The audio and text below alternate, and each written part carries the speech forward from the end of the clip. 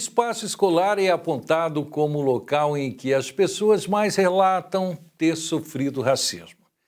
É o que indica a pesquisa Percepções sobre o Racismo, que foi encomendado no ano passado pelo Instituto de Referência Negra, Peregum, e pelo Projeto SETA. Projeto SETA quer dizer Sistema de Educação por uma Transformação Antirracista. Segundo o estudo, 38% das pessoas entrevistadas declararam que já sofreram racismo na escola, faculdade ou universidade. O índice foi maior do que os casos relatados em ambientes de trabalho, que foi de 29%, em espaços públicos, que foi, segundo a pesquisa, de 28%. Os dados revelam que a luta contra este crime ainda é uma realidade diária. No entanto, o que muita gente não sabe é que as condenações por racismo no ambiente escolar podem acarretar perda de cargo público. Há em lei que os crimes resultantes de preconceito de raça ou de cor e há para isso uma legislação especial com peso maior que outras normas do ordenamento jurídico, que prevê a punição daqueles que praticam os crimes resultantes de discriminação ou preconceito de raça, cor, etnia, religião ou procedência nacional, seja por ação, que é agindo ativamente, ou por omissão, que é quando a pessoa tem o dever de garantir e proteger, a exemplo que ocorre com o professor. Sobre esse fato é que o advogado especialista em direito educacional e professor mestre Fabiano Ferreira vem comentar e explicar o que diz a legislação aqui em nosso programa. Como você pôde perceber, a Comunidade do Conhecimento está recheado de conhecimento e muitas informações. Fique aqui conosco, que logo, logo nós estaremos de volta, logo após a nossa vinheta principal.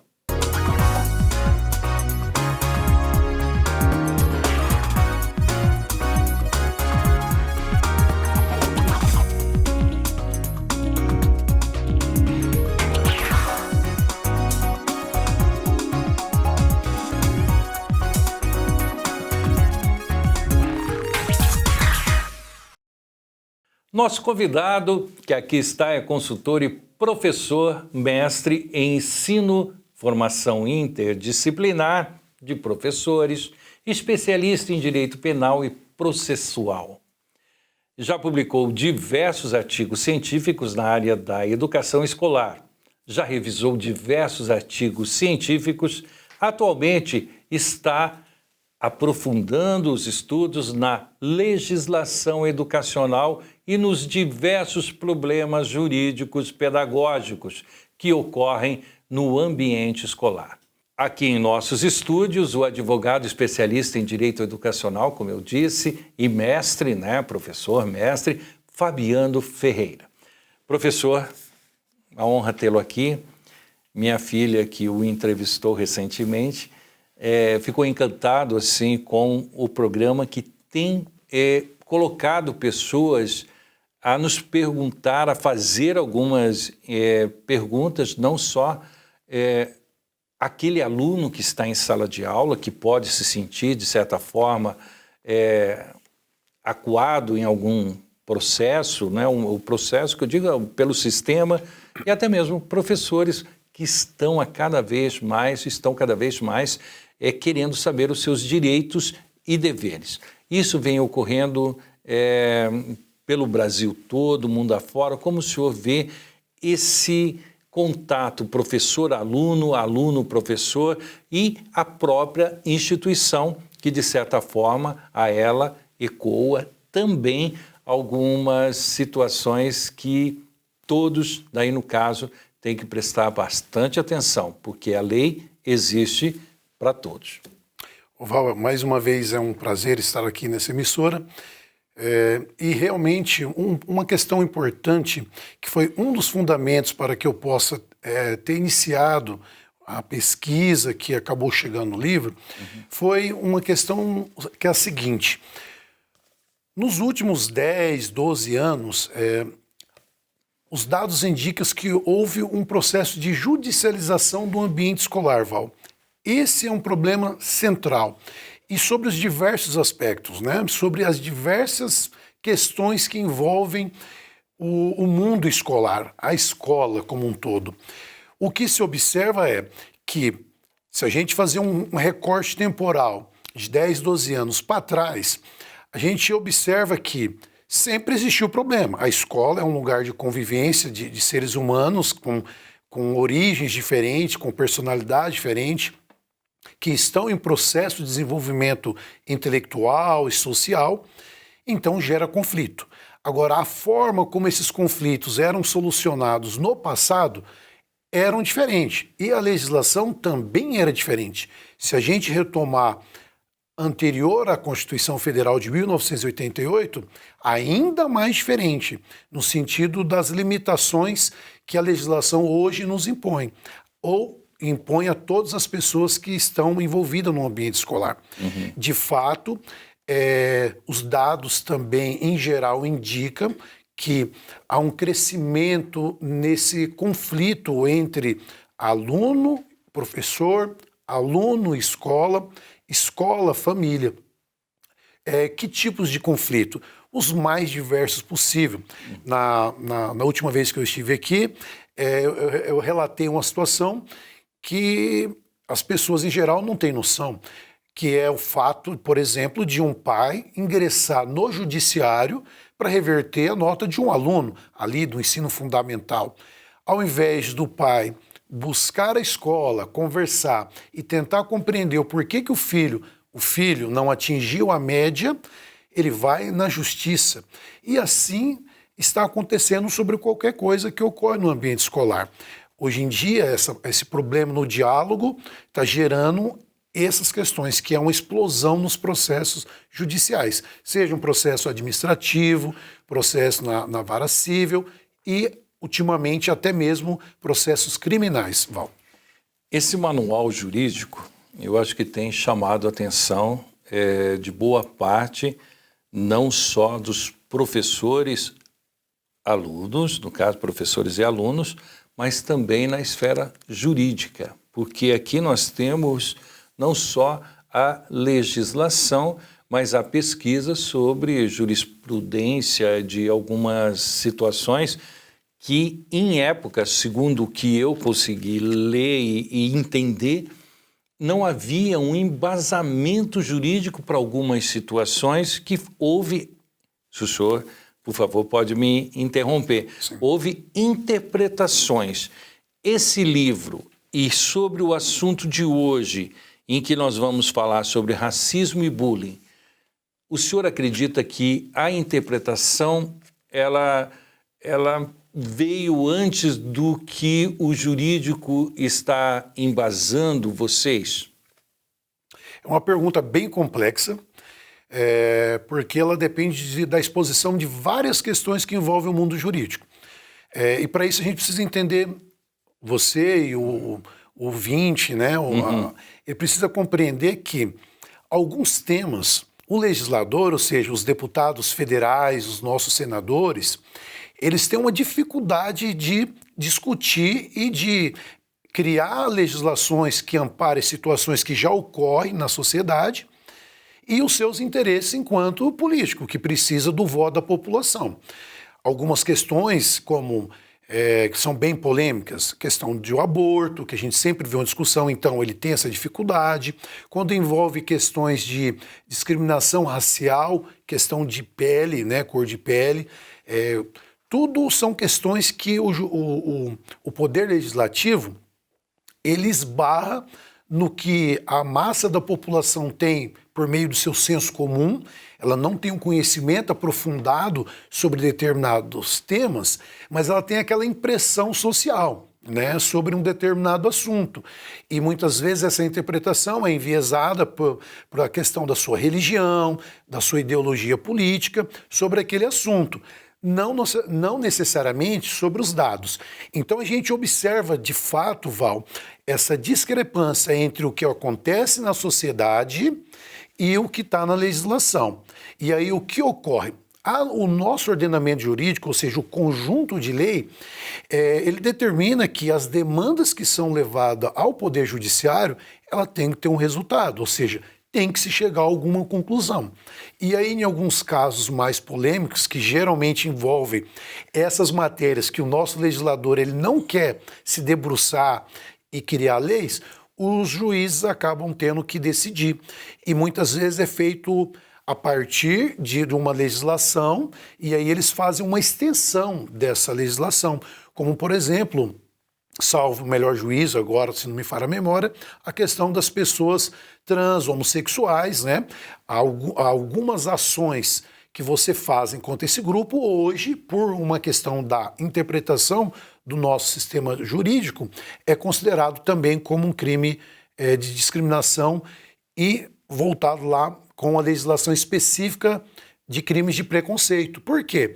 Porque não tem uma legislação ainda que criminaliza objetivamente, olha, se eu cometer um ato discriminatório porque uma pessoa ela é homossexual, não tem uma lei que, fiz tal fato, a punição é essa.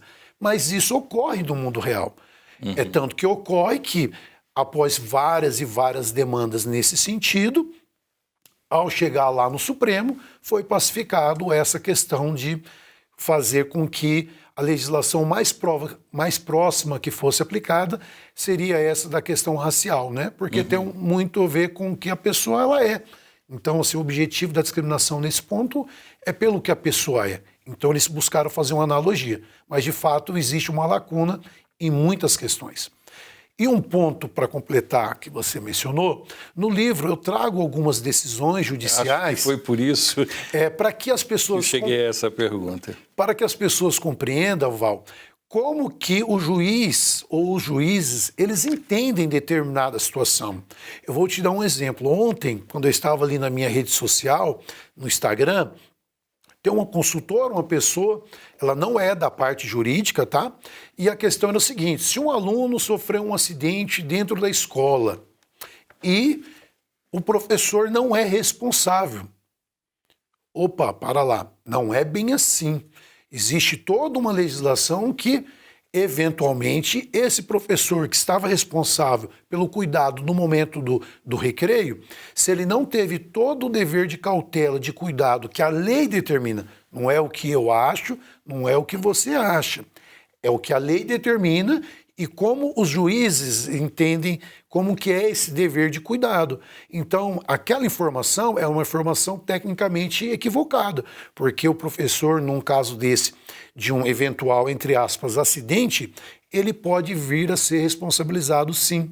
E a escola, com certeza absoluta, será responsabilizada e terá que arcar com as consequências. A escola, quando o senhor diz, é a instituição. Isso, seja pública ou privada. Ela é passível de, as duas, no caso, pública ou privada, ela tem essa condição de ser responsabilizada. Civilmente e, às vezes, criminalmente. Certo.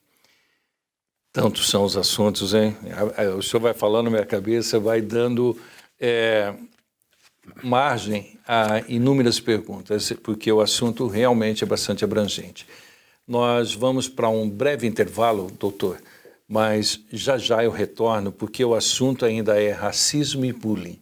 E no próximo bloco eu gostaria que o senhor identificasse o que é racismo, o que é bullying. Porque às vezes você sofre um bullying que está tendo ou sendo, de certa forma, influenciado pelo racismo e sucessivamente, né? Então, tudo bem? Sim. Podemos ficar nesse assunto ainda? Sim. Então tá bom, há um intervalinho e nós já retornamos.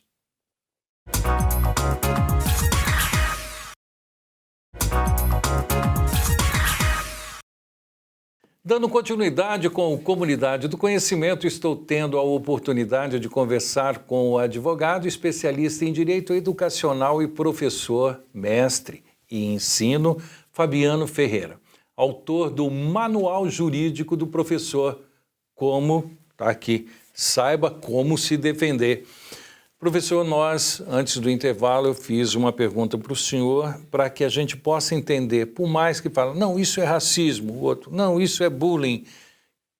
Qual ou quais as diferenças que nós podemos apontar do que é racismo e do que é bullying? Porque quando eu me sinto, de certa forma, ofendido, né, me sinto prejudicado, eu vou em busca dos meus direitos. Como eu chego para alguém e falo, nossa, eu sofri um bullying, eu sofri racismo, né? E temos aqui algumas situações em que não só a cor, não só um problema que eu possa ter físico ou não, é motivo ou são motivos de que eu possa vir a sofrer, né? Por alguém que me coloca numa condição que eu me sinta prejudicado, né? Tanto pelo racismo como pelo bullying. Olha, é um tema complexo, esse também é um outro tema complexo, porque ele envolve a nossa história, a história do nosso país, né? Onde 400 anos de escravidão, onde teve um processo, após o final da escravidão, não teve um processo social, isso aí os sociólogos, históricos já demonstraram em diversos estudos científicos pelo Brasil afora, que não houve um processo de inserção dessa comunidade negra e os afrodescendentes também na comunidade, não houve uma integração. Além dessa falta dessa integração, a gente também observa que no campo cultural, aquilo que a forma como as pessoas lidam ou lidavam com as pessoas negras ou pardas, né, ou até mesmo de outras etnias, muito dessa cultura ainda persiste. Infelizmente, ainda persiste. Então, assim, em questão jurídica, é muito importante que, quando uma pessoa tem uma dúvida sobre se tal fato ele constitui este ou aquele situação, crime ou uma violação, um ilícito civil, é buscar a lei. Por quê? Na questão do racismo, a legislação ela traz lá o que é considerado racismo. O racismo é quando, por exemplo, uma instituição ela impede que uma pessoa seja professor dessa instituição aqui. Não, você não vai ser professor aqui porque você é negro. Você não vai participar do processo seletivo porque você é negro, ou porque você é asiático, ou por qualquer uma outra situação. Então perceba, é impedir que a pessoa exerça certos direitos que qualquer pessoa poderia exercer em igual condição. Uma outra coisa é a questão de injuriar alguém. Injuriar, que isso sim gera uma confusão. Racismo é isso, é o ato de você cercear diretamente um direito legítimo de uma pessoa em razão da sua cor ou etnia, assim por diante. A injúria não, é quando a gente procura ofender o outro em razão da sua cor de pele ou em razão da sua etnia. Isso você está injuriando a pessoa, isso você está causando um mal a ela, que é um mal injusto, né? Porque você vai estar proferindo meramente pela questão da cor. E no campo educacional e social, Val, a gente observa uma seguinte questão, que nós temos mais ou menos a mesma idade aí, e no nosso tempo de escola era muito comum certos apelidos, tratamento, que no nosso período de escola era comum, as pessoas aceitavam isso normalmente, né? Não existia uma legislação que dissesse, olha, tal conduta não pode ser feita porque isso aqui é uma discriminação ou é um preconceito, isso aqui não é adequado. Não existia. Claro que sempre teve pessoas que sofriam, né? Quando você tinha um apelido, olha, tinha aquele amigo que a gente falava, o gordo, o negão, o narigudo, o orelha de tumbo. a rolha de poço, sabe? Essas coisas que... Metade eu fui chamado. Eu era por questão do nariz. Enfim, e sempre, isso aí é fato, é dado, sempre teve pessoas que sofreram muito porque não aceitavam e se sentiam ofendidas. Ocorre que naquele período não tinha legislação própria. Hoje não, Val, hoje tem. Essas condutas hoje não é mais aceitável, né? Para esse tipo de fala, de apelido, de formas da gente mencionar determinados grupos. Hoje em dia existe até manuais já que demonstram como que a nossa língua, né, a nossa língua pátria, a língua portuguesa, ela é carregada de estereótipos justamente dessa construção histórica, que a gente utiliza no dia a dia certos termos que está trazendo consigo uma carga discriminatória a certos grupos, principalmente os negros, né? Mas essa responsabilização, ela pode estar voltada à criação em casa? Porque você ter, né, uma criação em que é normal algumas situações, essa pessoa vai achar que é normal também, né, ela, dentro de uma sala de aula, falar algumas...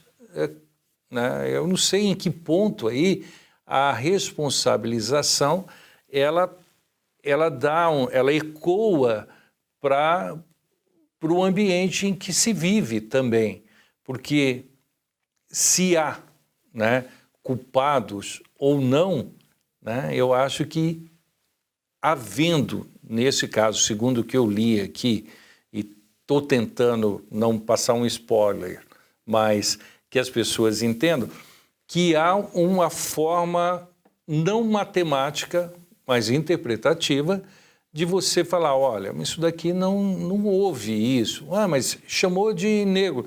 Não, mas ele não chamou, o cachorrinho dele é assim. Então, há um processo também interpretativo que pode ser utilizado para a defesa ou não de uma pessoa. É isso, doutor? Sim, porque a legislação... esse é um grande dilema quando um cliente ele chega no escritório de advocacia. Ele foi lá, hoje em dia todo mundo tem formação, e ele observa que, doutor, lá na lei tal fala que aconteceu tal coisa, então eu tenho tal direito.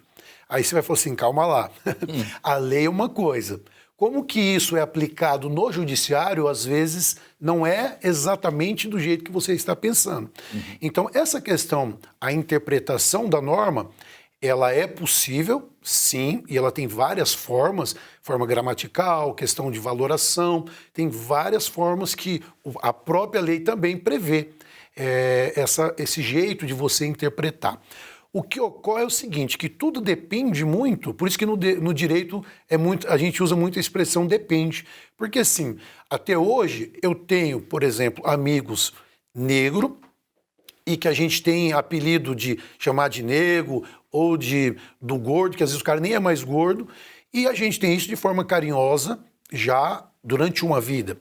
Então, assim, não faz sentido querer criminalizar a conduta de alguém, me chamar assim ou um outro, num contexto que você não busca ofender de fato a integridade da outra pessoa. Né? É uma forma comum, porque o limite é a outra pessoa está se sentindo ofendida com aquilo ou não? Esse é um limite tênue.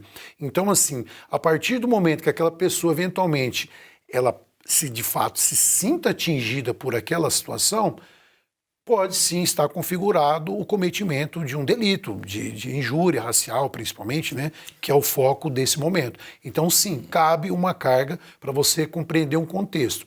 Trazendo para o mundo escolar, isso é muito comum, porque chegamos ao extremos em algumas instituições de proibir que os alunos se comuniquem por meio de apelidos, justamente já por causa da legislação, que ela é bem complexa, para evitar problemas jurídicos, de alguém eventualmente se sentir ofendido. Mas isso é da relação humana, Val. A gente ser chamado por apelidos, muitas vezes que a gente carrega desde a infância, e que isso transcende, está maior do que a lei. Porque depende disso, de como a forma, o limite é esse, é como a forma a pessoa se sente em relação àquela situação. Doutor, é muito bom falar consigo. O senhor vai participar de outros programas. Hoje mesmo nós estávamos assistindo aquele que o senhor veio gentilmente de Paranavaí aqui para conversar com a Laine. O de hoje e os outros que virão, certamente vai colocá-lo em evidência em algumas instituições, porque há sim que haver preparação de todos aqueles que estão envolvidos, de certa forma, com a educação. Havendo bons educadores, não digo só professor, o pai também tem que educar, né? Como diz um amigo meu, Roberto Feres, já falecido, né? A mãe educa, o pai dá beijo, né? Mas é ele que fala para ela, olha, vai lá e fala isso. Então, existe uma corrente ali que precisa ser respeitada, né? Um ciclo que precisa ser respeitado. Grande abraço ao senhor, fico aqui à disposição hoje sempre e digo ainda mais, né? Não vejo a hora de vê-lo aqui palestrando pelas instituições, aqui na nossa Unicesumar. Também temos a Unipar, né, Unopar, que a gente tem tido também acesso ao Colégio Objetivo. Enfim, todos nós precisamos realmente estar lendo e analisando o que tem aqui, que o senhor, a duras penas e pesquisa, colocou tão sabiamente, tão precisamente em um livro. Muito obrigado e retorne sempre. Eu que agradeço a oportunidade e até uma próxima. Já agradecendo, como eu disse, né, o nosso advogado aqui, que vem fazendo um trabalho muito interessante, o Dr. Fabiano, ele que escreveu esse livro, Manual Jurídico do Professor, Saiba Como Se Defender.